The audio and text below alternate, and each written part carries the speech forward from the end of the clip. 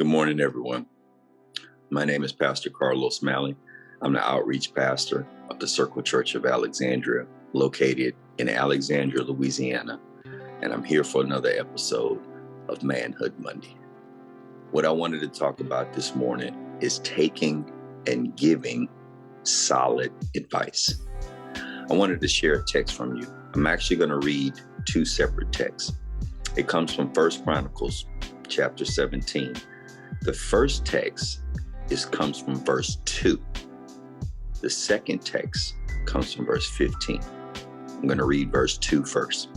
It says, "So Nathan told David, 'Do all that is on your mind, for God is with you.'"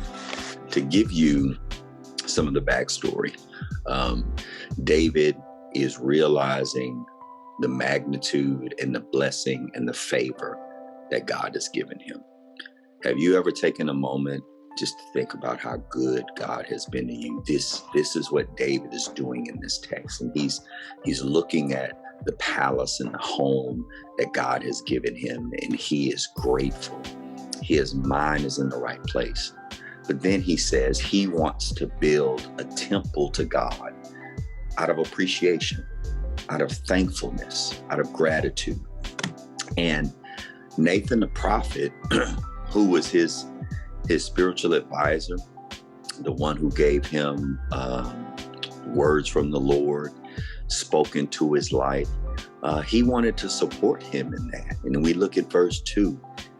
Again, it says, do all that is on your mind, for God is with you. What pastor doesn't want to see the good of God in your life? What pastor doesn't want to speak blessings into your life? And that is what essentially Nathan the prophet is doing here. But that night, Nathan goes to bed and he has this dream and he has this vision. And in a nutshell, in the vision, God tells Nathan the prophet that it was not for David to build him a temple, that at that point in his life, God had not been in a temple. While the tabernacle was taken from tent to tent, God had always been with David, and it wasn't David's call to build God a temple. In fact, it was going to be Solomon, David's son, who was called to build God a temple. And so that is what God gives Nathan the prophet to come back and to tell David. So I want to pause there for a moment because, this past Sunday, Pastor Smith preached on the topic of divorce. And I can see that that topic was very difficult and challenging for him to preach through. Not because he wasn't equipped, not because he wasn't ready, but because that's a difficult topic to go through, especially when, there may have been people either as children who went through divorce, who were actually going through a divorce at the moment, or had just come out of a divorce within the last few years.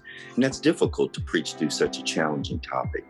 But we are called as pastors, as spiritual leaders, to preach the full counsel of God. And at times we have to teach and preach difficult things that people may not want to hear, but they need to hear. And so I said earlier I was going to share a second verse with you. And that verse is verse 15.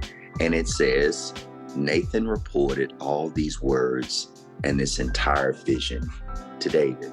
So in other words, even though Nathan originally was there to support David and to affirm David, he came right back after he had the vision, and he was honest and he was transparent, and he told David what he needed to hear.